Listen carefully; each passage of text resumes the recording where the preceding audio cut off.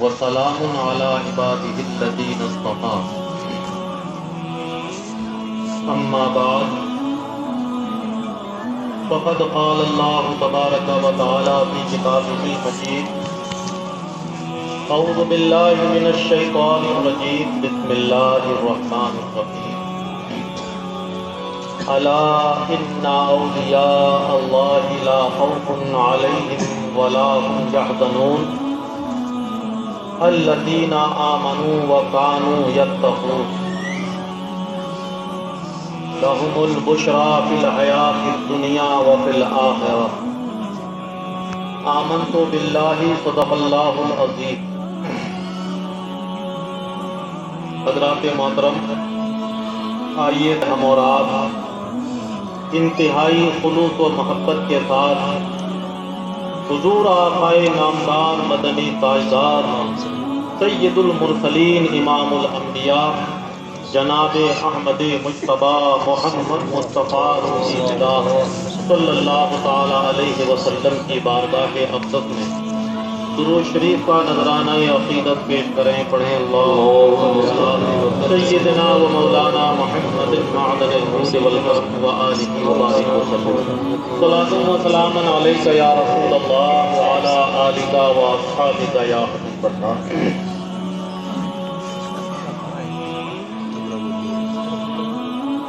یہ ابن غوث ہیں، جان علی ہیں، صبط رسول.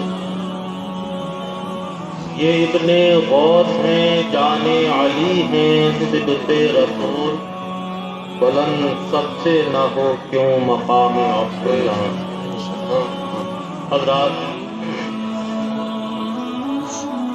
محفل کی مناسبت سے قرآن مقدس کی مشہور آیت کریمہ کی تلاوت کا شرف حاصل کیا ہے،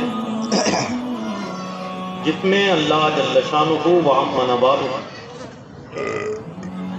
اپنے محبوب اور مقرب بندوں کی شان بیان کرتے ہوئے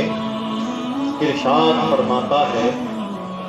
الا ان اولیاء اللہ لا خوف علیہم ولا هم یحزنون. آگاہ ہو جاؤ، بے شک اللہ کے ولیوں کو نہ کوئی خوف ہے اور نہ وہ کبھی غم زدہ ہوں گے. الذین آمنوا وکانوا یتقون. یہ بے خوف اور بے غم جن لوگوں کو کہا گیا ہے جو اللہ کے دوست ہیں، وہ کون ہیں؟ قرآن فرماتا ہے الذین آمنوا وکانوا یتقون. یہ وہ لوگ ہیں جو ایمان لاتے ہیں اور تقوی اختیار کرتے ہیں. اور آگے ارشاد فرماتا ہے مولا کریم: لہم البشریٰ فی الحیاۃ الدنیا وفی الآخرہ. ان کے لیے خوشخبری ہے، بشارت ہے، دنیاوی زندگی میں بھی اور اخروی زندگی میں. حضرات، صاف صاف مولا کریم فرماتا ہے کہ اللہ کے ولی، اللہ کے دوست وہ ہیں جو صاحب ایمان ہونے کے ساتھ ساتھ صاحب تقویٰ بھی. کوئی بھی ایمان والا تقویٰ اختیار کیے بغیر اللہ جل شانہ کا قرب حاصل نہیں کر سکتا. اور جب یہ اللہ کے ولی اللہ کا قرب حاصل کر لیتے ہیں تو ان کے لیے اللہ تبارک و تعالیٰ کے انعام کا اسی آیت کریمہ میں ذکر ہے کہ انہیں دنیا اور آخرت میں کسی بات کا کوئی خوف نہیں اور کسی بات کا کوئی غم نہیں. انہیں بے خوف اور بے غم اللہ تبارک و تعالیٰ نے کر دیا ہے. تو آپ اندازہ لگائیے کہ ان کی شان اور ان کی عظمت کا عالم کیا ہے. ساتھ ہی ارشاد فرمایا کہ ان کے لیے بشارت اور خوشخبری ہے دنیاوی زندگی میں بھی، اور ان کے لیے بشارت ہے، خوشخبری ہے اخروی زندگی میں. تقویٰ اور طہارت کا مطلب ہوتا ہے کہ خوف خدا سے خان آراستہ ہو، اور جس کا ثبوت یہ ہے کہ وہ احکام الہیہ کا پابند ہے۔ انسان اللہ سے ڈرتا ہے یا نہیں، اس کا پتہ اسی بات سے چلتا ہے کہ وہ احکام الہی پر عمل کرتا ہے یا نہیں کرتا۔ اگر شریعت مطہرہ کے قوانین و ضوابط پر، شریعت مطہرہ کے اصولوں پر انسان چلتا ہے تو وہی متقی ہے، وہی اللہ کا ولی ہے، اور اسی کے لیے یہ تمام بشارتیں اور خوشخبریاں۔ اسی سلسلے کی ایک اہم کڑی اور ایک مضبوط کڑی ہمارے آقا، ہمارے مرشد، آل رسول، فرزند علی و بطول، جگر گوشے غوث اعظم حضرت سیدنا عبداللہ شاہ بغدادی جیلانی رحمت اللہ تعالی علیہ کی ذات گرامی، جن کے دربار عالی میں ہم اور آپ عقیدت کا نذرانہ لے کر حاضر ہیں، اور جن کے فیوض و برکات سے ہم اور آپ خوب مستفید ہو رہے ہیں۔ یہ وہ دربار عالی ہے کہ جہاں آپ کی حیات ظاہری میں جس طرح فیوض و برکات کا سلسلہ جاری و ساری تھا، تو آپ کے پردہ فرما لینے کے بعد اور ایک لمبی مدت گزرنے کے بعد آج بھی آپ کی بارگاہ عالی سے روحانی فیوض و برکات کا سلسلہ جاری اور ساری ہے، اور انشاءاللہ قیامت تک یہ سلسلہ جاری و ساری رہے گا۔ یہ حضرات اولیاء کرام جن کے لیے بڑی فضیلتوں کا ذکر قرآن و سنت کے اندر ہوا ہے، یہ وہ حضرات ہیں جو قرآن کریم اور سنت رسول کے عملی نمونہ اور مظہر ہیں۔ انہوں نے ہم سے قرآن کریم کی اور حضور نبی کریم علیہ السلام کی تعلیمات کی صرف زبانی تبلیغ نہیں فرمائی، بلکہ انہوں نے قرآن اور سنت کی تعلیمات کا خود نمونہ بن کر دنیا کو دکھایا۔ انہوں نے دنیا کے سامنے یہ کر کے دکھایا کہ ایک مومن کی شان کیا ہونی چاہیے، ایک مومن کا قول کیسا ہونا چاہیے، ایک مومن کا عمل کیسا ہونا چاہیے، ایک مومن کا کردار کیسا ہونا چاہیے، صاحب ایمان کا اخلاق کیسا ہونا چاہیے، اور صاحب اخلاق کے معاملات کس طرح کے ہونے چاہیے۔ اس لیے ہمیں اور آپ کو یہ چاہیے کہ جب کبھی بھی ہم ان حضرات اولیاء کرام کی بارگاہوں میں پہنچیں تو ہم یہ سوچ لے کر جائیں، یہ فکر لے کر جائیں کہ ہمیں یہاں سے ان کی زندگی کا کسی بھی اہم گوشے کا کوئی نہ کوئی سبق اور کوئی نہ کوئی پیغام یہاں سے لے کر جانا چاہیے۔ مثال کے طور پر ہم ان کی تعلیمات کے ایک اہم باب پر آج روشنی ڈالتے ہیں۔ تعلیمات تصوف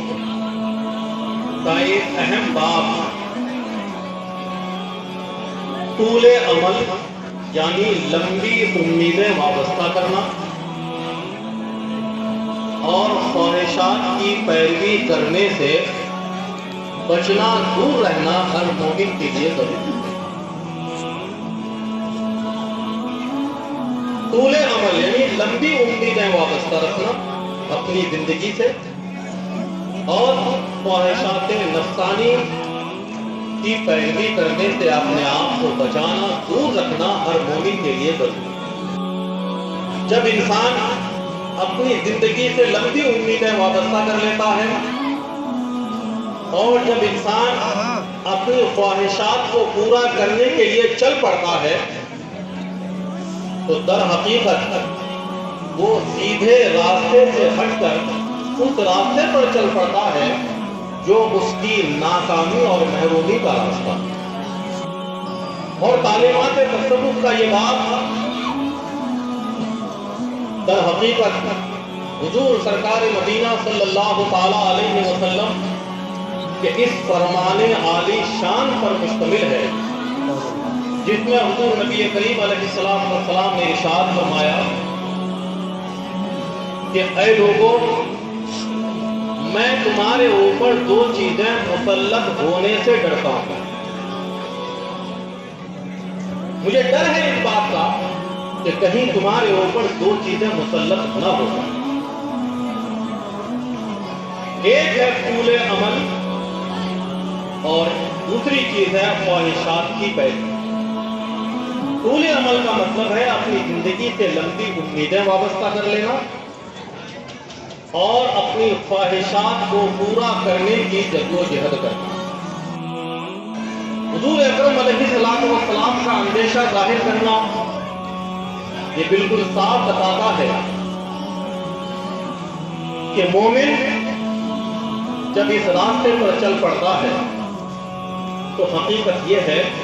کہ وہ اس راستے پر چل رہا ہے جو اسے منزل مقصود تک نہیں پہنچائے گا۔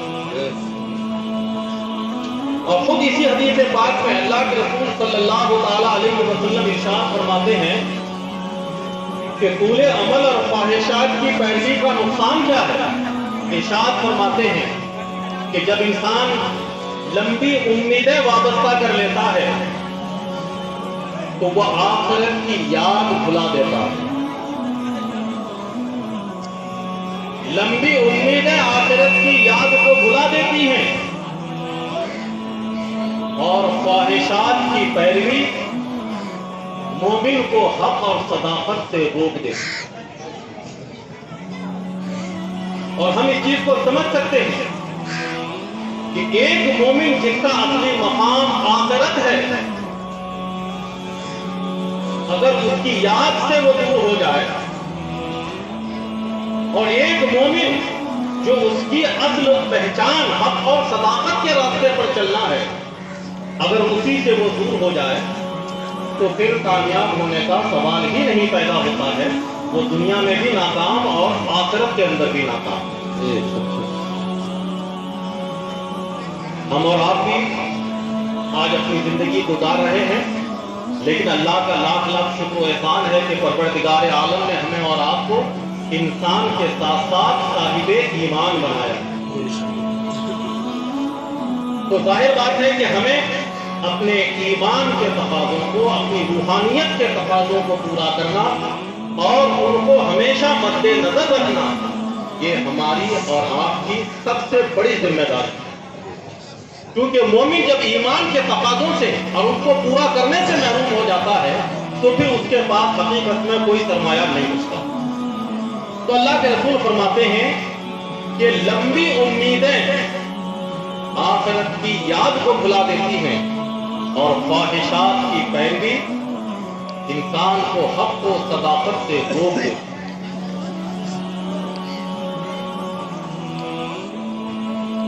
یہی وہ بنیادی ہدایت تھی اللہ کے رسول صلی اللہ تعالی علیہ وسلم کی کہ جس کو حضرات صحابہ کرام رضوان اللہ تعالی علیہم اجمعین نے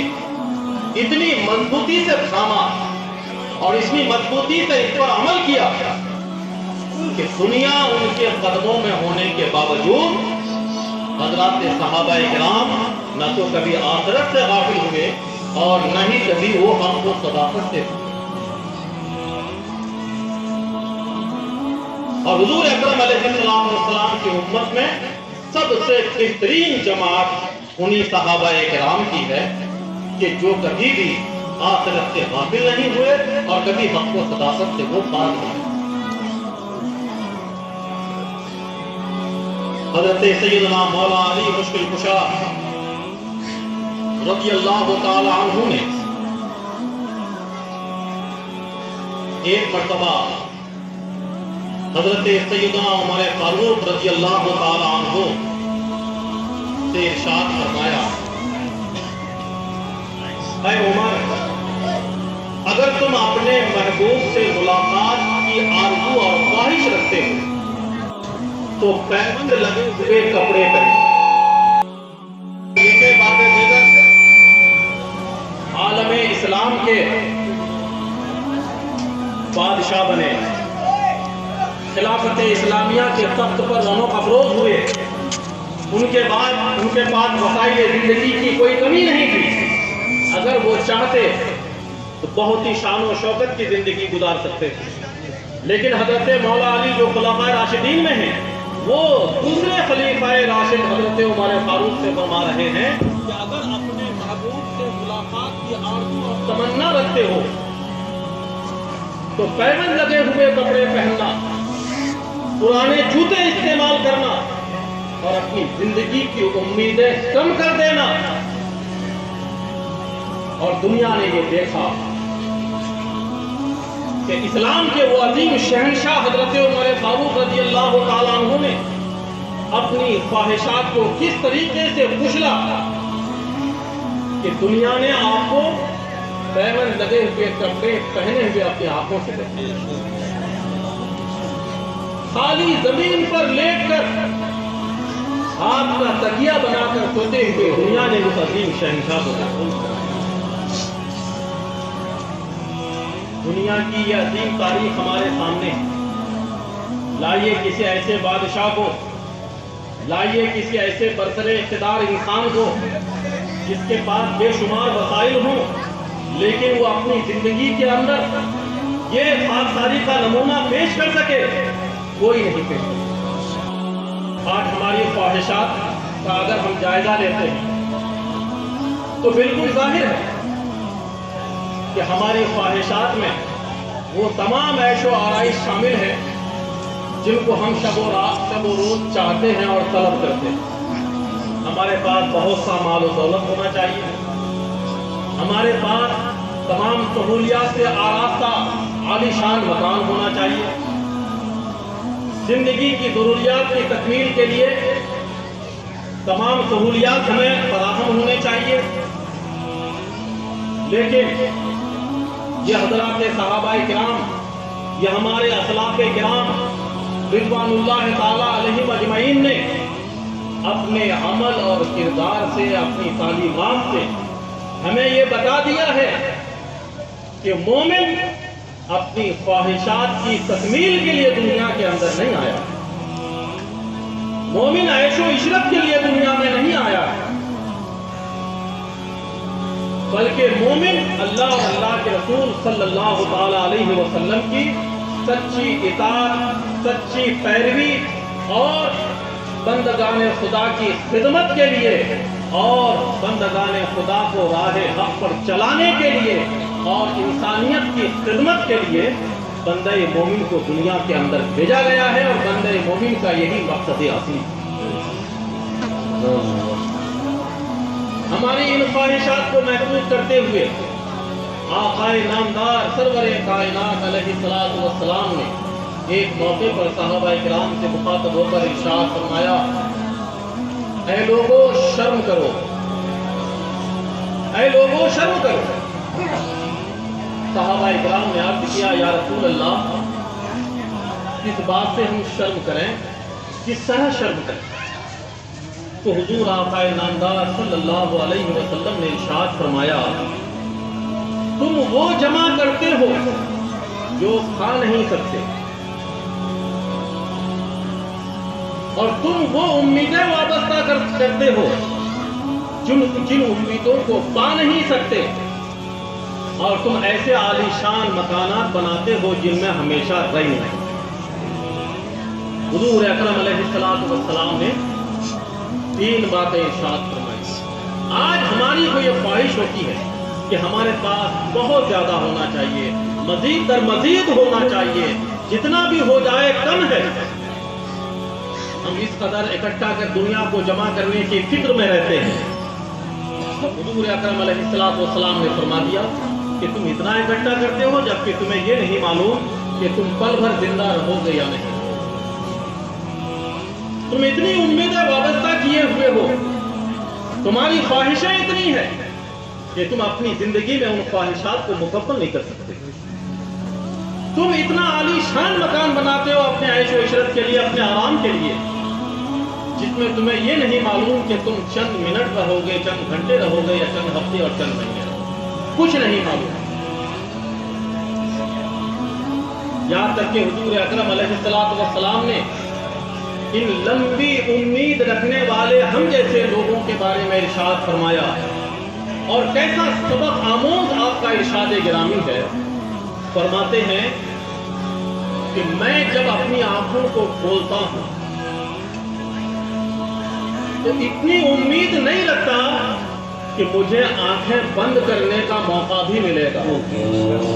ہو سکتا ہے کہ آنکھیں کھولنے کے بعد بند کرنے سے پہلے میری روح ختم ہو جائے. اور ایک موقع پر ارشاد فرماتے ہیں کہ جب میں کھانے کا لقمہ اپنے منہ میں لیتا ہوں تو اسے چبا لینے تک کی امید مجھے نہیں ہوتی، اور مجھے یہ فکر ستاتی ہے کہ ہو سکتا ہے کہ اس نوالے کو چبا لینے سے پہلے میری روح ختم ہو جائے. حضرات محترم، ہمارے آقا و مولا سرور کائنات علیہ السلام نے زندگی سے کتنی امید وابستہ رکھی تھی، ان فرامین سے بالکل ظاہر ہے. اور ہم کتنی لمبی امیدیں وابستہ کیے ہوئے ہیں اپنی زندگی سے، یہ بھی ہمارے اوپر ظاہر ہے. اس لیے ہمیں اپنے آقا و مولا سرور کائنات علیہ السلام کے ان فرامین کو ہمیشہ مد نظر رکھنا چاہیے، اور اپنی موت کو ہمیشہ یاد رکھنا چاہیے. یہ اگر ہم یہ سوچتے ہیں کہ ابھی تو ہماری عمر اتنی ہوئی ہے، ابھی تو انشاءاللہ ابھی اور اتنے سال جئیں گے، اتنے مہینے جئیں گے، اتنی مدت جئیں گے، تو حضرات محترم، جب ہمیں یہ نہیں معلوم کہ ہماری موت کا وقت کیا ہے اور خود ہمارے آقا و مولا کیا فرماتے ہیں، تو ظاہر بات ہے کہ خواہشات کی تکمیل کے پیچھے بھاگنا یا اپنی زندگی سے لمبی امیدیں وابستہ رکھنا، یہ اللہ کے رسول صلی اللہ تعالیٰ علیہ وسلم اور ہمارے اسلاف کرام کی تعلیمات کے بالکل خلاف ہے. ہر وقت ایک مومن کو اس فکر میں رہنا چاہیے، ممکن ہے کہ ہم دنیا میں چند سیکنڈ جیے، ممکن ہے کہ چند منٹ جیے، ممکن ہے کہ چند دن جیے، اور ممکن ہے کہ ہمیں ایک قدم بھی اٹھانے کی مہلت نہ مل جائے. اور جب ہم اس دنیا سے جائیں گے تو ہماری یہ خواہشات، ہماری یہ امیدیں اور ان امیدوں کے لیے ہم نے جو کچھ بھی کیا ہے، یہ ساری کی ساری چیزیں یہیں پر ہی رہ جائیں گی. خود نبی کریم علیہ السلام کی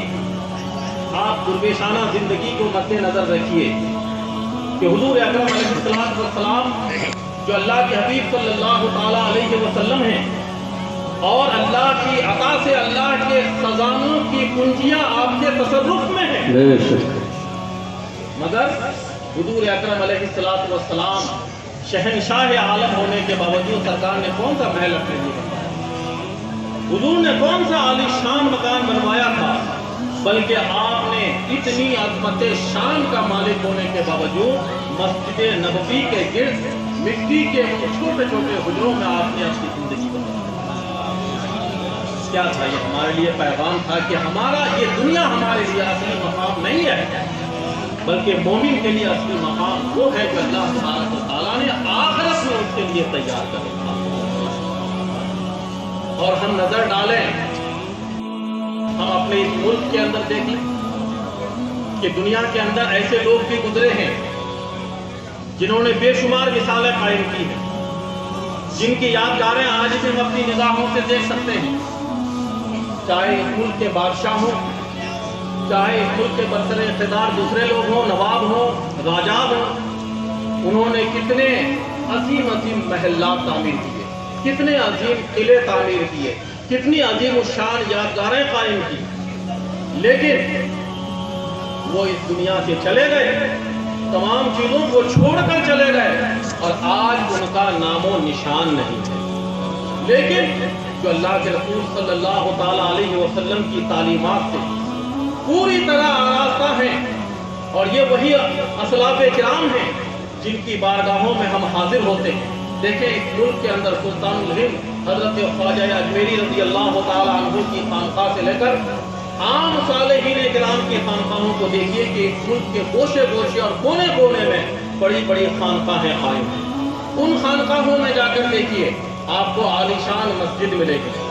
عالیشان درسگاہ ملے گی، لنگر خانہ ملے گا، خانقاہ ملے گی، لیکن آپ اگر تلاش کریں گے کہ حضرت خواجہ غریب نواز رحمۃ اللہ تعالیٰ علیہ نے اپنے آرام کے لیے کون سا محل بنوایا تھا، ان کا وہ عالیشان گھر کدھر بنا ہوا ہے؟ اور اتنے اولیاء اکرام اس ملک میں ہمارے جن کی خانقاہیں آج آباد ہیں، آپ ان خانقاہوں میں جائیے،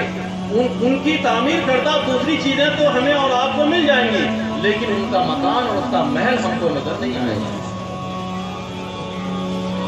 آج ہم اور آپ جن کی بارگاہ میں حاضری کا شرف حاصل کر رہے ہیں، آپ ان کی تاریخ اٹھا کر دیکھ لیجیے۔ بغداد مقدس سے تشریف لائے، جب دہلی کی سرزمین پر پہنچے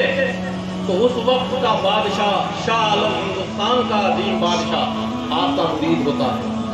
ہر وقت آپ کی بارگاہ میں دست بستہ کھڑا رہتا ہے اور اس بات کا منتظر رہتا ہے کہ ہمیں اشارہ ملے تو ہم حضرت کے لیے یہ بنوا دیں، وہ بنوا دیں، اور آرام کی یہ چیزیں مہیا کر دیں، یہ تمام اسباب فراہم کر دیں۔ لیکن تاریخ شاہد ہے کہ حضرت سیدنا شاہ بغدادی علیہ رحمۃ و رضوان نے کبھی بھی نہ تو ان کا نذرانہ قبول کیا، نہ ان کی جاگیریں قبول کی، اور نہ کبھی یہ فرمائش کی کہ ہمارے رہنے سہنے کے لیے، ہمارے آرام کے لیے ہمیں کوئی گھر بنوا دو، ہمیں کوئی مکان بنوا دو۔ یہاں تک کہ جو جاگیریں بادشاہ شاہ عالم نے آپ کو اب خود نذر کر دی تھی، کبھی آپ نے ان کی طرف پلٹ کر نہیں دیکھے۔ اور جب آپ رامپور تشریف لائے اور آپ اس احاطے کے اندر یہاں بیٹھے ہوئے، یہ احاطہ حضرت شاہ بغدادی علیہ رحمۃ و رضوان کا خود اپنا ذاتی خریدا ہوا، اور یہ 20 بیگھہ کے لگ بھگ یہ بیگھہ اراضی ہے جو حضرت شاہ بغدادی علیہ رحمۃ و رضوان نے خود اپنی جیب خاص سے خریدا۔ اور آپ کو یہ معلوم ہوگا کہ اس وقت کا نواب فیض اللہ خان حضرت شاہ بغدادی علیہ رحمۃ و رضوان کے مرید خاص تھے، مرید تھے، ہما وقت تیار رہتے تھے، ہما وقت دست بدستر رہتے تھے کہ حضور یہ عالیشان مسجد تعمیر کی حضرت شاہ بغدادی علیہ رحمۃ و رضوان نے، خانقاہ تعمیر فرمائی، لنگر خانہ تعمیر فرمایا، چلاگاہ تعمیر فرمائی، لیکن آج اس احاطے میں آپ ڈھونڈ لیجئے کہ حضرت شاہ بغدادی علیہ رحمۃ و رضوان نے اپنے آرام کے لیے مکان کون سا بنوایا، جبکہ آپ کے ایک اشارہ کافی تھا۔ اور نواب فیض اللہ خان ہمیشہ نوٹ لے کر، دولت لے کر، سرمایہ لے کر آپ کی خدمت میں بار بار حاضری دیتے ہیں اور عرض کرتے ہیں حضور آپ کے اخراجات بہت ہیں، آپ فقیر کا یہ نذرانہ قبول کر لیجئے۔ حضرت شاہ بغدادی علیہ رحمۃ و رضوان نے کسی کا 1 روپیہ بھی کبھی قبول نہیں کیا۔ یہ عالیشان مسجد آپ کی عظیم یادگار ہے، آپ کی خانقاہ آج بھی آباد ہے، لیکن ہمارے ان اسلاف کرام نے اپنی خانقاہ کے اندر عالیشان مکان بنوانا یا الگ سے مکان بنوانا تو دور کی بات ہے، خانقاہ کے کسی گوشے میں، کسی حجرے میں اپنی زندگی پوری کرنا۔ آج بھی حضرت کا وہ کمرہ اس خانقاہ کے اندر موجود ہے، میری پیمائش کے حساب سے 11 بائی 11 فٹ کا وہ کمرہ ہے، جو کچا تھا، جو اس زمانے میں کچا تھا، اور اسی میں سرکار فرزند غوث الاعظم رضی اللہ تعالیٰ عنہ نے اپنی زندگی، ان حضرات نے اپنے عمل سے، اپنے کردار سے، اپنی تعلیمات سے ہمیں اور آپ کو یہ پیغام دے دیا کہ مومن اس دنیا کے اندر اپنی امیدوں کو پانے کے لیے، اپنی خواہشات کی تکمیل کے لیے نہیں آیا ہے، بلکہ مومن کا کام ہے اللہ جل شانہ وعم نوالہ کے احکامات کو دنیا کے اندر نافذ کرنا، اللہ تبارک و تعالیٰ کی خلافت کا حق ادا کرنا، بندگان خدا کو حق کا راستہ دکھانا اور انسانیت کی خدمت کرنا، یہ مومن کا نصب العین۔ یہی پیغام ہے ان اسلاف کرام کا، اور ہمیں یہ یہاں سے یہ پیغام لے کر، یہ فکر لے کر، یہ سوچ لے کر اٹھنا چاہیے کہ ہم ان سے اگر عقیدت و محبت رکھتے ہیں تو ان کی تعلیمات کو ہمیں اپنے دل میں جگہ دینا پڑے گا، ہمیں اس پر عمل کرنا پڑے گا، اور ہمیں یہ دکھانا ہوگا کہ ہم ان اولیاء کرام سے سچی عقیدت و محبت رکھتے ہیں۔ اللہ تبارک و تعالیٰ نے جو ہمیں عنایت کی ہے یہ اللہ کی امانتیں ہیں، اور اللہ کی امانتوں کو اس کے صحیح مقام پر لگانا یہ ہماری ذمہ داری ہے۔ اللہ تعالیٰ نے اگر ہمیں نوازا ہے تو اس کا یہ مطلب نہیں ہے کہ ہم اپنی خواہشات کے پیچھے بھاگتے رہیں، اپنی خواہشات کی تکمیل کرتے رہیں، نہیں، بلکہ یہ اللہ تبارک و تعالیٰ کی ہمارے پاس امانت ہے، اور اس امانت کو صحیح طریقے سے برتنا اور صحیح طریقے سے مالک کے حوالے کرنا یہ کسی بھی امانت دار کی ذمہ داری ہے۔ اللہ جل شانہ وعم نوالہ ہمیں ان اسلاف کرام سے سچی محبت و عقیدت رکھنے کی اور ان کی تعلیمات پر عمل کرنے کی توفیق رفیق عطا فرمائے۔ وآخر دعوانا ان الحمد للہ رب العالمین۔